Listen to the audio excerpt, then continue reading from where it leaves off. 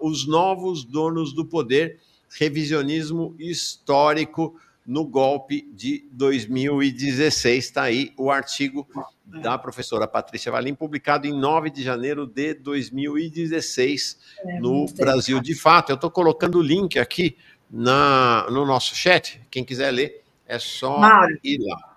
Esse artigo eu mostro uma família que chega na embarcação do Tomé de Souza, está falando de 1538, e que ela está nas estruturas internas do Estado até hoje. Até hoje. Eu tinha escrito isso em 2016. Naquela época, essa família ocupava lugar no Ministério Público do Paraná, não por acaso, e do Rio de Janeiro. Mas um dos membros, são vários membros, né, dessa família, mas um deles foi o maior ditador, foi o maior torturador do Brasil, ocupa a lista terrível dos 50 maiores e mais agressivos ditadores. Então, a gente está falando de uma família que está... Então, o Brasil é isso, né? E essa frente ampla recupera essas pessoas, né, para a linha de frente do exercício político. Então, eu quero chamar a atenção o seguinte, né? E o que mais me incomoda é o fato de que as pessoas, a sociedade, a população, independente da sua localidade, ela vê isso, ela sente isso na pele, né? Ela vivencia isso, tá certo? Então, como a gente lida com isso? Como que essa esquerda governista, ou como o governo tem lidado com o fato de que a população tem recusado essa perspectiva política? A população recusou isso nas eleições de 2024. A gente viu, né, por mais que se fizesse discurso negacionista implicatório, negacionista explicativo, do tipo, tem alguma verossimilhança, mas não é verdade, né? A população recusou essa política do norte ao sul, do Oiapoque ao Chuí. Foi uma derrota vexatória, que a cereja do bolo, não por acaso, foi na cidade de São Paulo. A população está recusando essa política. E aí, o que o governo faz? No lugar de, bom, perdemos muito, perdemos grande, né? O que está acontecendo? Né? E, de fato, ouvir a população, não. O que ele fez? No mesmo período, o governo federal, ele toma para si a narrativa, a explicação moral sobre o pobre de direita. Uma explicação absolutamente complicada, que transforma um meme, né? Porque o pobre de direita surge, inclusive, no período que eu estava fazendo que eu publiquei esse artigo, 2016, durante o golpe. Né? O golpe, ele teve um apoio popular grande, é verdade, né? Muita gente concordando com a extrema-direita, tá certo? E naquele... não sei se travou aqui ou não. E naquele momento surgiram vários memes do pobre de direita. Então, o autor do argumento moral do pobre de direita, ele transforma um meme, ele quer transformar um meme em categoria científica. Não conseguiu. Né? Não conseguiu, porque não dá conta, Mauro. Não dá conta, primeiro porque ele já tinha feito isso antes, quando ele moraliza a elite brasileira como elite do atraso. Né? E aí, nesse artigo, inclusive, coincidentemente, nesse artigo, eu mostro o contrário. Tá certo? Então, não tem nada de atrasado, porque ela age e ela se movimenta exatamente como as elites de outras localidades. Então, o Brasil não tem nada de atrasado, e não é moral o argumento. Depois, agora, ele se volta para o pobre de direita. E quando ele faz isso, tanto ele quanto o governo terceirizam a luta política, a disputa política no interior das estruturas do Estado. Uhum. Então, você terceiriza a culpa para o pobre de direita. Porque como o argumento ele é moral e ele não se sustenta, Mauro, você não tem o que fazer, percebe? É um argumento, primeiro, ele é um argumento que, inclusive, ele tem um princípio equivocadíssimo de uma ideologia a priori da classe trabalhadora, como se ela fosse vocacionalmente de esquerda, que não é o caso desse governo. Esse governo é social-democracia financista, justamente porque é social-democracia financista, que a classe trabalhadora, porque pobre não é classe, é condição material, ela não se identifica com esse governo, gente. Ela não está se identificando com o governo de esquerda. Ela até se identificaria com o governo de esquerda. Veja, se de fato fosse de esquerda. Né? E a coisa é tão perversa, Mauro, que o livro... tem várias coisas aqui. O livro se chama Pobre de Direita, 2 pontos. E o meu desgosto vem na linha fina. no subtítulo, que é A Revolta dos Bastardos. Bastardos, Mauro. Você sabe o que é bastardo? A etimologia de bastardo? É aquilo que degenerou, aquilo que é um pária da sua própria espécie. Então, ele entende que os pobres no Brasil, eles são degenerados. E sabe por onde que passa a construção de uma ideia de bastardo, de bastardia, cujo termo e conceito foi derrubado na Constituição de 1988, é bom que se diga, pelas feministas organizadas, pela bancada do batom, né, e pelas mulheres que organizaram a luta, que deram o ponto inicial da luta pela anistia, derrubaram esse termo, que esse termo era no Código Civil, ele era usado para designar filhos de mãe solo, né? Isso é um absurdo. Ele vai buscar a raiz da degeneração moral dos pobres na família escrava, como se a família fosse a reprodutora de um... Por quê? Porque qual é a constituição da família escrava? Ela é para ele, né? Porque ele parte de um tipo ideal de família: pai, mãe, filhos.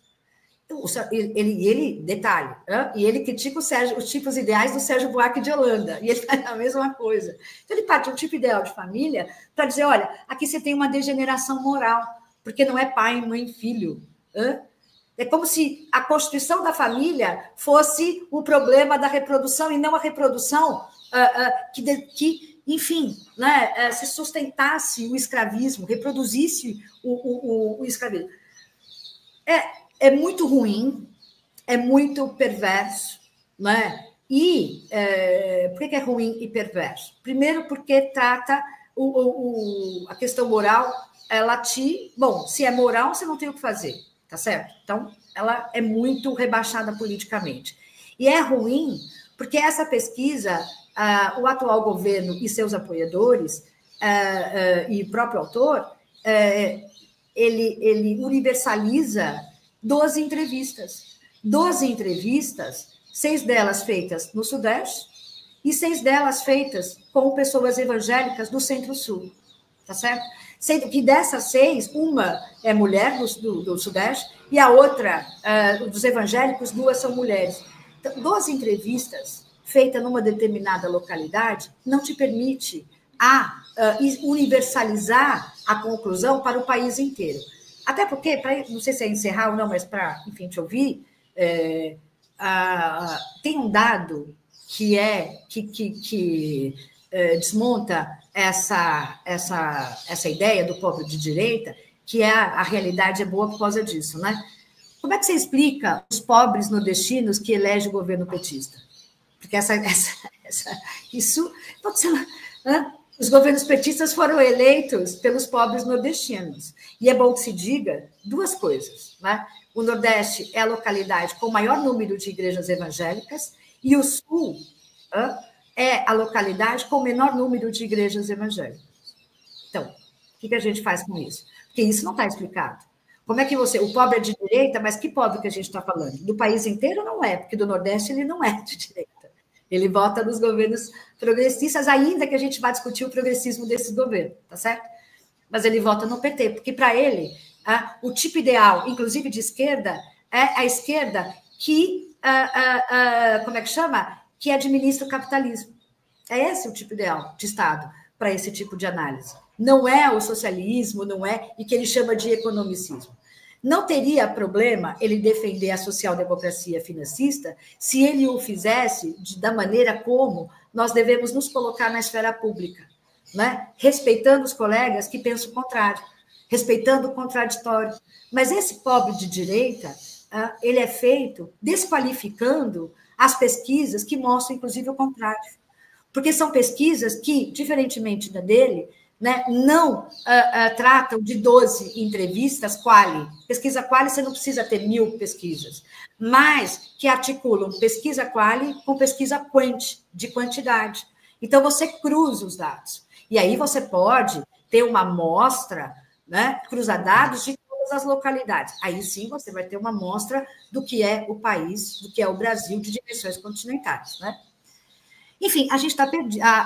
Coitado, né? Assim, eu acho que é muito ruim isso, né, para a população pobre, porque, ora, é culpada porque é considerada pobre de esquerda, então a revolta dos bastardos e bastardo. Ora, é tratada na chave da, como é que chama? Da disjunção cognitiva, lá, burro, né? As pessoas são burras, então por isso que elas não votam no PT.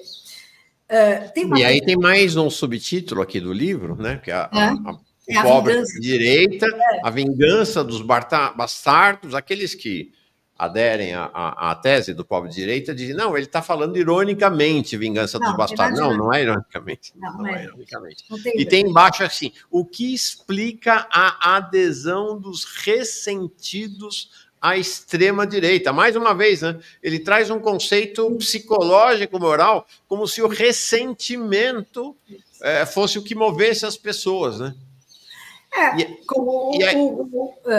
Fala.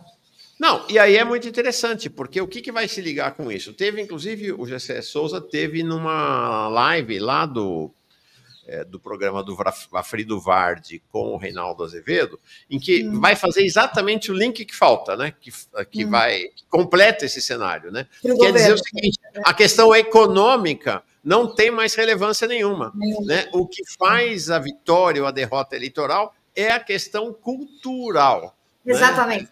Né? É moral e cultural. Só que, por outro lado, ele vem a público cobrar, dizer, atacar aquilo que ele equivocadamente chama de pautas identitárias. Então, ele não considera a questão econômica exatamente isso, tá certo? Por exemplo, é isso, a consciência de classe, ela não é um braço, você não nasce com ou sem, né? Ela não está dada. Então, você precisa de um trabalho. E ele não considera, ele não volta, ele não se pergunta as razões pelas quais essa população não vota nesse governo, porque esse governo tem taxado as populações pobres o tempo inteiro, tem apertado a vida o tempo inteiro. Veja, e aí essa lista que você mostrou hoje é a prova cabal. Ou a gente considera a realidade como um argumento importante, ou a gente vai para uma esfera, né, uma esfera ahistórica. Porque a lista são as 25 prioridades do Haddad, né? Isso, as 25 prioridades do Haddad, né, e a pataquada do Pix mostra isso. Por que a adesão, por que o vídeo da extrema-direita fez tanto sucesso? Para além dele ter sido muito bem produzido. Porque ele tem nexo com a realidade. Você vai ter picanha para todo mundo? Não teve, não tem. A picanha está custando quanto, Mauro? R$148 o quilo. Vai ter taxação, vai ter injeção de imposto para quem vai ganhar até R$5.000? Não tem. São 3 mil e pouco. Não tem. Inclusive, o governo nem apresenta o projeto, tá certo? Vai ter, o que mais? Enfim, você tem uma série de recuos e o discurso, dissonância discursiva com a prática desse governo, que a população, desculpa, por mais que seja tratado, né, como bastarda e ressentida, ela não é burra. Ela é muito inteligente. Tanto é que ela recusa. Ela diz, eu não reconheço esse governo como um escudo ao fascismo, à extrema-direita, e eu não reconheço esse governo como esquerda, e que minimamente cria e faz reformas em favor do trabalho do trabalhador, da trabalhadora, mas faz reformas em favor do capital. A cereja do bolis, né, que é como esse candidato deve ser chamado pro resto da vida, porque, do ponto de vista político, ela não só, essa esquerda governista muda de assunto, como passa eles descobriram o empreendedorismo na eleição de São Paulo 2024. E eles acham que esse é o caminho. Gente, MST está mostrando outro caminho, a greve do Pará está mostrando outro caminho, nós, professores e professoras das universidades federais, instituições federais de ensino superior, nós disputamos o orçamento com esse Congresso, com a nossa greve, tá certo? E a gente tomou um golpe de um setor de professores petistas dentro do Andes. Porque saímos... Qual foi o resultado dessa greve? Uma paçoca, um pirulito e um exemplar usado da coleção Os Pensadores.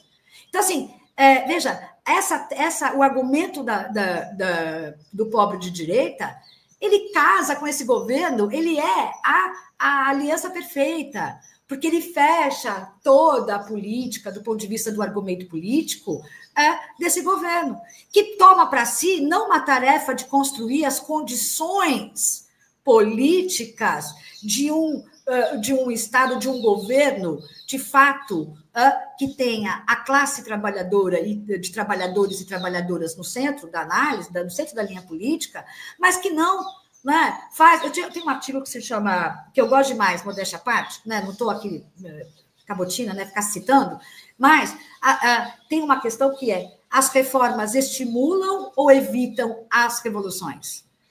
Né? O que esse governo faz? Ele faz reformas. Quando ele faz reformas, né? Quando ele se coloca no papel de administrador do neoliberalismo dentro das estruturas do Estado, e dizer isso, né, Mauro? O que viabiliza a extrema-direita é quando a esquerda age como a direita e a extrema-direita. Essa é a tese do Vladimir Safato, quando ele diz que a esquerda morreu.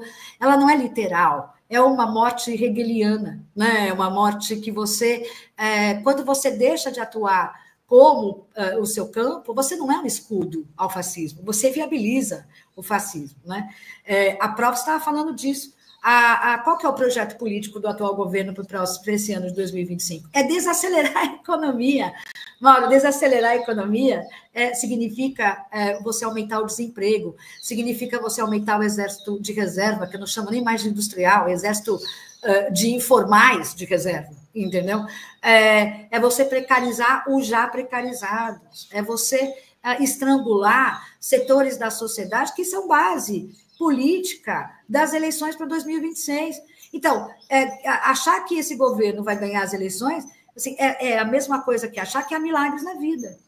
Não vai. Sem um trabalho, sem uma política, sem um cavalo de pau desse governo, que a gente queria. Se você me perguntar, você se arrepende de ter votado no Lula em 2022? Eu não me arrependo. E foi um voto exorcismo, né? Um voto exorcista contra a extrema-direita. Você votará de novo em 2026? Sinceramente, Mauro, eu não sei. Porque as feministas, elas são as primeiras que esse governo coloca, deixa Deus dará, na disputa política. Ele nunca considera as feministas. As nossas políticas, né, as nossas reivindicações não são consideradas. Ele libera a bancada quando se trata das nossas demandas. Não por acaso, a extrema-direita, quando chega ao poder, ela quer atacar quem? Feministas e dissidentes, imigrantes, população pobre, população precarizada.